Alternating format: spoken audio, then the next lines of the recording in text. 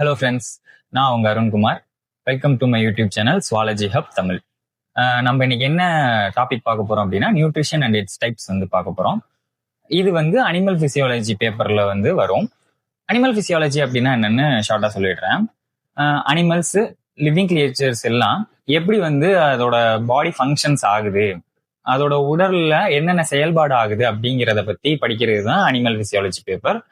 Example எடுத்துக்கிட்டோம்னா நம்ம சுவாசிக்கிறது, நம்ம உணவு செரிமானம் ஆகுறது, நம்ம இதயம் பிளட்டை பம்ப் பண்றது, இந்த மாதிரி நம்ம உடல்ல செயல்படுற எல்லா வினைகளும், பிசிக்கல் ரியாக்ஷனா இருக்கட்டும், கெமிக்கல் ரியாக்ஷனா இருக்கட்டும், எப்படி ஃபங்க்ஷன் ஆகுது அப்படிங்கிறத பத்தி படிக்கிறது தான் அனிமல் பிசியாலஜி.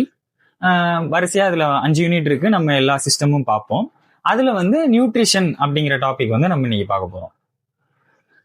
நியூட்ரிஷன், இப்ப நம்ம நியூட்ரிஷன் எல்லாம் என்ன நினைச்சிட்டு இருப்போம்னா, சாப்பிடுறது, உணவு எடுத்துக்கொள்றது, சத்தான சாப்பாடு சாப்பிடுறது அப்படிங்கிறது நியூட்ரிஷன் அப்படின்னு மெஜாரிட்டி அப்படிதான் திங்க் பண்ணுவோம். ஆக்சுவலா நியூட்ரிஷன் அப்படின்னா என்னன்னா, அது ஒரு ப்ராசஸ்.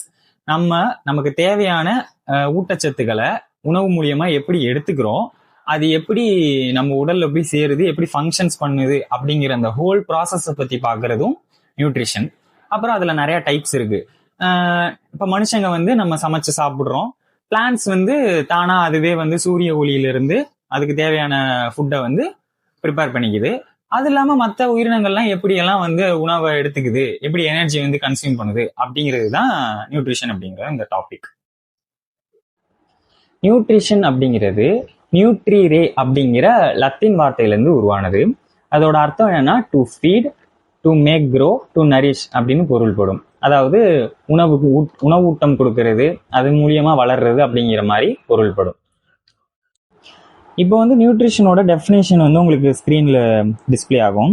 நியூட்ரிஷன் அப்படின்னா என்னன்னா, நம்ம சரௌண்டிங்ஸ்ல இருந்து நம்ம எப்படி உணவு எடுத்துக்கிறோம், அதை யூட்டிலைஸ் பண்ணி அதை எப்படி நம்ம எனர்ஜியா மாற்றி நம்ம வளர்றதுக்கு, நம்ம ரிப்பேர் ஆகுறதுக்கு, நம்ம பாடி ஃபங்க்ஷனை மெயின்டைன் பண்றதுக்கு எப்படி எடுத்துக்கிறோங்கிற அந்த ப்ராசஸ் தான் நியூட்ரிஷன். சிம்பிளா சொல்லணும்னா, உணவை எப்படி எடுத்துக்கிறோம், அதை எப்படி நம்ம பாடிக்கு யூஸ் பண்றோம் அப்படிங்கிறது தான் நியூட்ரிஷன். இப்போ நியூட்ரிஷன்ல இருந்து நமக்கு என்னென்னலாம் கிடைக்குது அப்படின்னா, எனர்ஜி கிடைக்குது. ஒரு சிம்பிள் எக்ஸாம்பிள் சொல்லணும்னா, இப்போ கார் ஓடணும் அப்படின்னா அதுக்கு கண்டிப்பா பெட்ரோல் தேவை. பெட்ரோல் இருந்தால் தான் கார் ஃபங்க்ஷன் ஆகும். அது மாதிரி நம்ம பாடியில ஒவ்வொரு செயல்பாடுக்கும் நமக்கு எனர்ஜி தேவை. இப்போ நான் உங்ககிட்ட இப்போ பேசிட்டு இருக்கேன்ல, இதுக்கு ஒரு எனர்ஜி தேவை. இதை நீங்க இப்போ லிசன் பண்ணுவீங்கல்ல, அதுக்கும் எனர்ஜி தேவை. எல்லா டைம் மூச்சு விடுறதுல இருந்து சிங்கிளா ஒரு மசில் இப்படி இப்படி அசைக்கிறோம் அப்படின்னா கூட அதுக்கு கூட நமக்கு எனர்ஜி தேவை. ஸோ இந்த மாதிரி எனர்ஜி தேவைக்கு நம்ம எடுத்துக்கிறது ஃபுட்டு. காருக்கு எப்படி பெட்ரோலோ அது மாதிரி நமக்கு ஃபுட்டு.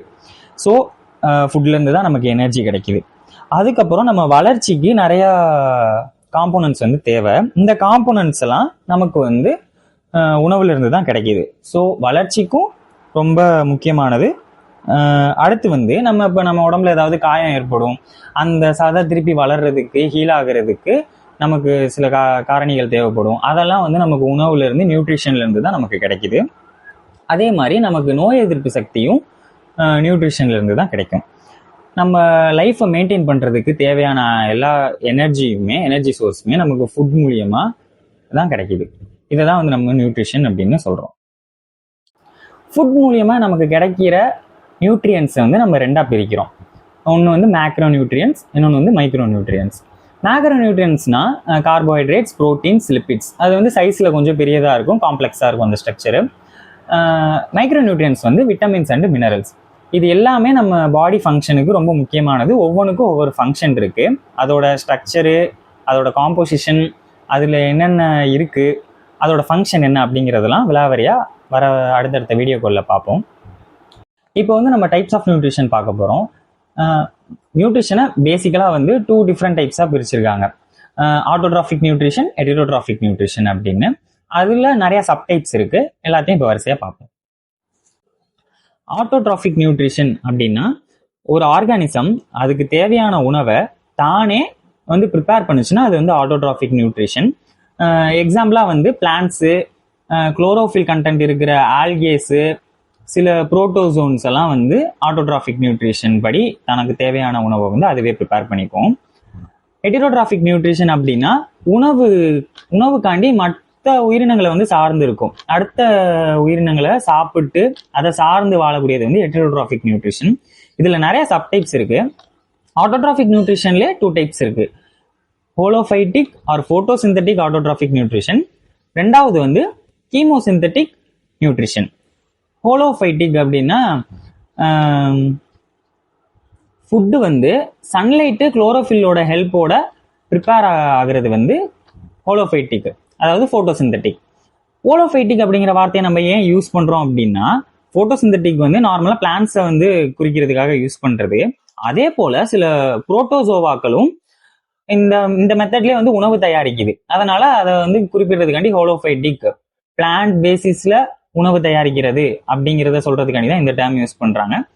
அடுத்து வந்து கீமோசிந்தட்டிக். கீமோசிந்தட்டிக்னா இப்ப நம்ம உணவு தயாரிக்கிறதுக்கு சன்லைட்டும் குளோரோஃபிலும் வந்து எனர்ஜியா யூஸ் பண்ணும். சன்லைட் லைட் எனர்ஜியை வந்து பிளான்ட்ஸ் வந்து யூஸ் பண்ணும். சில பாக்டீரியாஸ் என்ன பண்ணும்னா, கெமிக்கல் ரியாக்ஷன்ஸ்ல கிடைக்கிறது ஆக்சிடேஷன் ரியாக்ஷன் மூலியமா அதுல இருந்து கிடைக்கிற எனர்ஜியை வச்சு தனக்கு தேவையான ஃபுட்டை வந்து ப்ரிப்பேர் பண்ணும். இதை வந்து கீமோசிந்தட்டிக் அப்படின்னு சொல்லுவோம். அடுத்து இப்போ ஹெட்டரோட்ராபிக் நியூட்ரிஷன்ல நிறைய டைப்ஸ் இருக்கு. ஹோலோசோயிக், சாப்ரோசோயிக், பாராசைட்டிக், காப்ரோசோயிக், சிம்பயோட்டிக் அப்படின்னு ஒரு 5 டைப்ஸ் இருக்கு. ஹோலோசோயிக்னா தனக்கு தேவையான ஃபுட்டை வந்து விழுங்கி டைஜஸ்ட் பண்ணி அதுக்கப்புறம் உடம்புல இருந்து அப்சர்வ் பண்றது வந்து ஹோலோசோயிக். எக்ஸாம்பிள் வந்து நம்மளே எடுத்துக்கலாம். நம்ம சாப்பாடு சாப்பிட்டு டைஜஸ்ட் பண்ணி அதுக்கப்புறம் தான் நமக்கு எனர்ஜி கிடைக்குது. இது வந்து ஹோலோசோயிக்ல வரும். சாப்ரோசோயிக்னா என்னன்னா, ஃபுட்டு வந்து செத்து போன இல்ல அழுகிய நிலையில இருக்கக்கூடிய உயிரினங்கள்ல இருந்து உறிஞ்சப்படுறது, அது வந்து சாப்ரோசோயிக்னு சொல்லுவோம். எக்ஸாம்பிள் வந்து இப்போ பூஞ்சையெல்லாம் இருக்குல்ல, உளுத்து போன மரக்கட்டையில இதுல இருந்தெல்லாம் வந்து அது வந்து எனர்ஜி எடுத்துக்கும். அடுத்து பாராசைட்டிக் அப்படின்னா, ஒரு உயிரினம் மேல இன்னொரு உயிரினம் ஒட்டினியா இருந்து அதுக்கு தேவையான உணவுப் பொருட்களை உறிஞ்சி வாழ்றது வந்து பாராசைட்டிக். அடுத்து வந்து சிம்பயோட்டிக். சிம்பயோட்டிக்னா 2 உயிரினங்கள் தனக்கு தேவையான விஷயங்களை ஷேர் பண்ணிக்கிறதுக்காண்டி ஒன்னா ஒத்துமையா வாழும். அதுல வந்து ஏதாவது ஒண்ணுக்கு வந்து உணவு தேவைப்படும். ஒரு சிலதுக்கு வந்து ஷெல்டர், அது வாழ்றதுக்கான ஒரு இடம் தேவைப்படும். ஒரு சிலதுக்கு வந்து உணவு தேவைப்படும், இல்ல 2க்குமே தேவைப்படும். அந்த மாதிரி இருக்கிறது வந்து சிம்பயோட்டிக் ரிலேஷன்ஷிப். எக்ஸாம்பிள் வந்து லைக்கன். பூஞ்சையும் ஆல்கேவும் ஒன்னா வாழ்றது தான் வந்து லைக்கன். அந்த லைக்கன் வந்து ஆல்கே ப்ரிப்பேர் பண்ற ஃபுட்ல இருந்து தான் அந்த ஃபங்கஸ் வந்து அதுக்கு தேவையான உணவை வந்து எடுத்துக்கும். ஸோ இது வந்து ஹெட்டரோட்ராபிக் நியூட்ரிஷன்ல வரும். அடுத்து காப்ரோசோயிக் அப்படின்னா, பிற உயிரினங்களோட மலக்கழிவுகள்ல இருந்து தனக்கு தேவையான ஊட்டச்சத்தை எடுத்துக்கிறது வந்து காப்ரோசோயிக் நியூட்ரிஷன். இந்த நம்ம சாணத்தெல்லாம் உருட்டிட்டு போற வண்டெல்லாம் பார்த்துருப்போம்ல, இதெல்லாம் வந்து காப்ரோசோயிக் நியூட்ரிஷன்ல வரும். இப்போ என்னன்னா, மிக்சோட்ராபிக் நியூட்ரிஷன் ஒரு கிளாசிபிகேஷன் இருக்கு. என்னன்னா, ஒரு சில உயிரினங்கள் 2 வகையான நியூட்ரிஷனை வந்து ஃபாலோ பண்ணும்.